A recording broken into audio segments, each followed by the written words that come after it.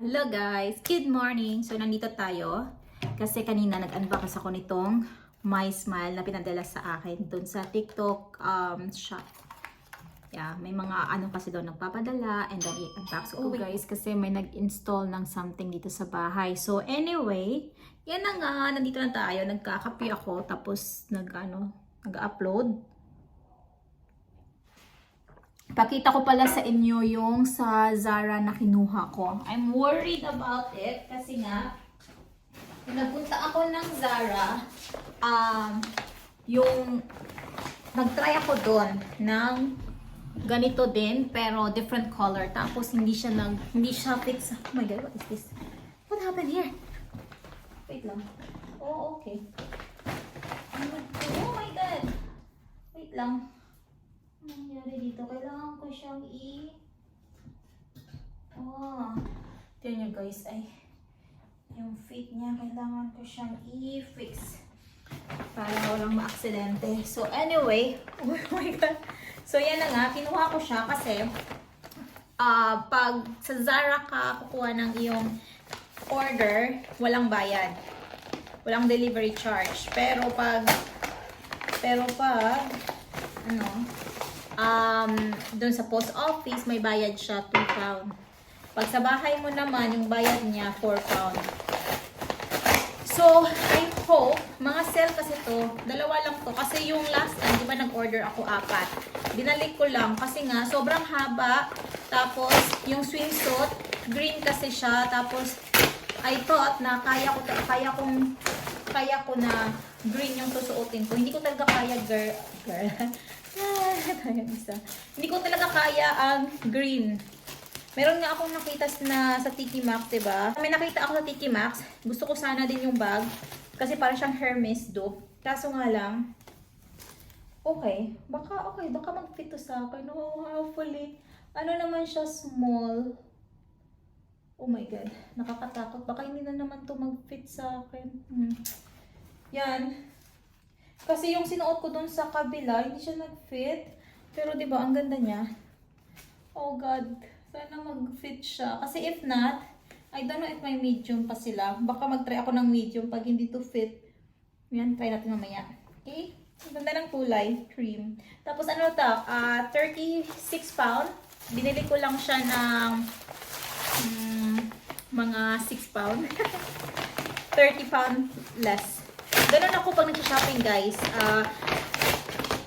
Naghintay ako kasi hindi ako yung bumibili ng full price. Yeah, madalang lang ako bumili ng full price.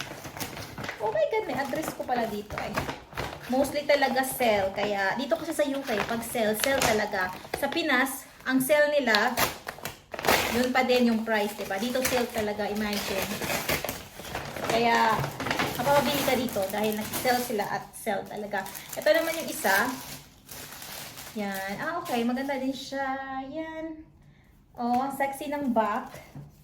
Sexy ng back niya. Ito naman medium kasi wala silang small. So, I'm sure fit talaga to sa akin. And which is good. 18 pound to. Tapos now, yan. 18 pound. And binili ko lang siya ng 4 pound. Yeah, okay. It's so nice.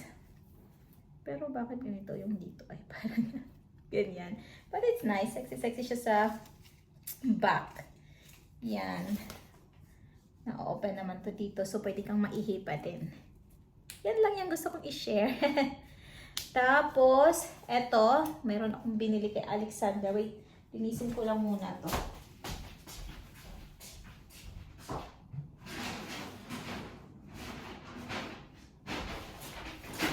Yan, hindi naman pwede na ako lang yung may shopping, di ba? So, nag-shop din ako para kay Alexander. And, si John naman, bumili din siya, pero online. Kasi nga online talaga siya bumibili. Tapos, pinilan ko din siya online ng Adidas. Yeah, na another one. So, ito naman para kay Alexander. Sa Primark naman to guys. Tingnan nyo. Ito is 16 pound. Pero magkano ko lang siya nabili? 4 pound. Yan. Alam nyo, nung unang pagdating ko dito ko sa UK, bumibili ako sa H&M, sa Zara kasi nga yun yung mga kilala ko. Hindi ako bumibili ng mga hindi ko, hindi ako familiar kasi nga sa price. Kasi pagdating mo dito talaga sa abroad, guys, magko-convert ka talaga like, oh, peso, how much is this? So, hindi ka talaga makakabili. Tapos, nung pagdating ko talaga dito sa UK, yung first ko talang nabili is 50 pound. Bumili ako ng jacket kasi malamig. And 50 pound siya sa Tesco. So, yeah. And marami palang mura. Hindi ko alam. So, after 1 year ko na nalaman ang Primark na mura siya. Pero now, I realized na may mga mura din naman na sales. Kasi sa H&M nag-sell sila all the time. Sa New Look, River Island, yun. So, meron namang sale talaga. So, yun.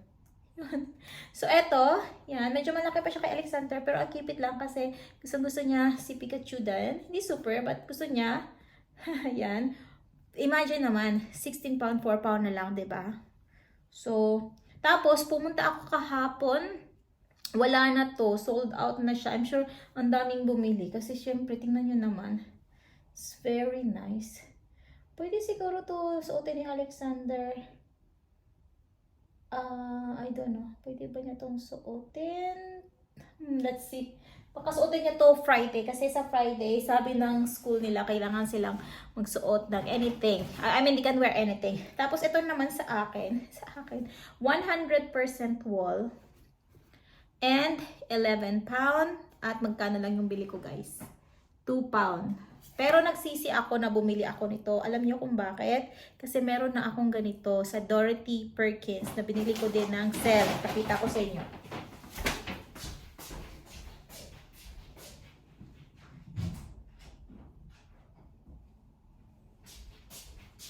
Yan. Ito, binili ko to sa Dorothy. Mas knit siya. Yan, kaysa ito. Kaso nga lang, ito kasi medyo malaki siya sa ulo ko. Yung hindi ako masakit yung ulo ko. Ito kasi medyo 100% ano din to, 100% wool din. Pero yan, tingnan nyo. Saktong-sakto lang talaga siya sa aking ulo. Pero ibebenta ko na lang to kasi saktong-sakto lang siya. Ito naman, comfy siya. Yan, 'di ba? Pero I realize, I don't know bakit ako bumili na hindi naman ako naghahat kasi nga sumasakit yung ulo ko, guys. Parang I feel dizzy pag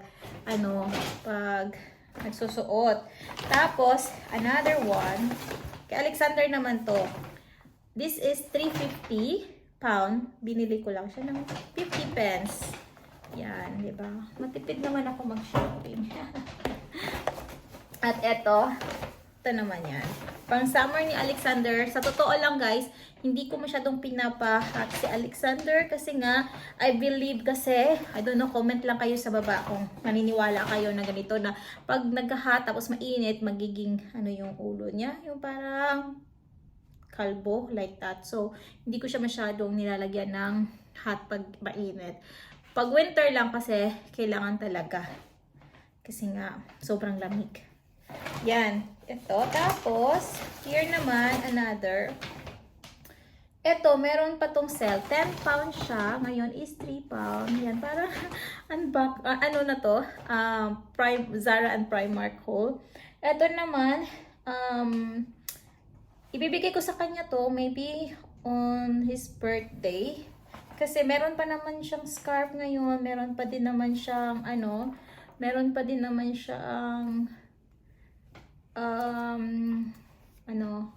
gloves.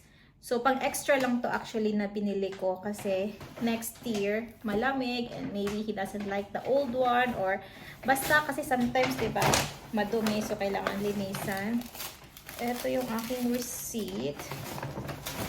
Ito yung another sa Poundland. Sa Poundland naman, may binili pala ako sa Poundland. Ito yung binili ko sa Poundland. Kasi nga si John meron siya, ako wala. So bumili ako para next winter. Parang ngayon wala na. Okay na ngayon. Hindi na malamig. Malamig pero hindi yung nag-ice talaga. Tapos bumili din ako ng socks. Yeah, 3 pound lang ito. Tapos 7 pairs na. Yan. Kasi nga, you know, after some time, nagiging dark talaga yung socks mo. So, nakakahiya naman pag may pupuntahan tayo. Ito pala, binili ko to kay John. Hindi ko pa na-try kung fit to sa phone niya. I hope fit to. Kasi last time bumili ako sa Argos, 10 pound para lang sa charger niya. Diba? So, ito 150 lang. So, nag-try ako sa...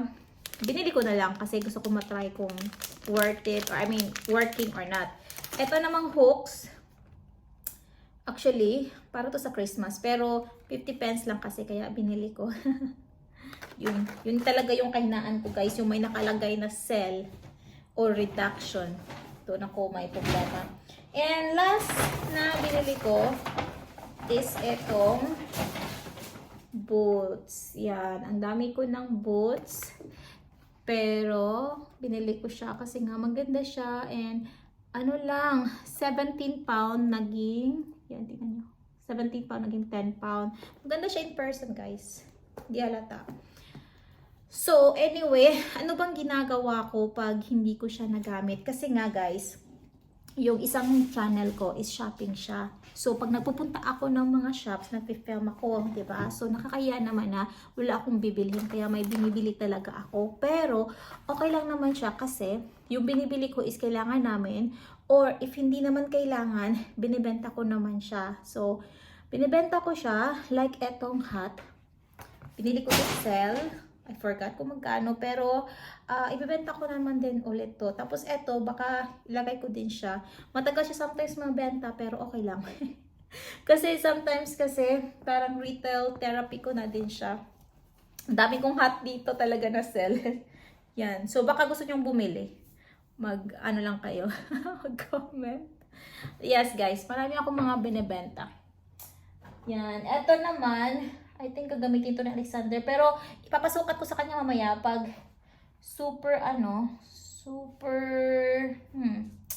pag super laki pa. Okay.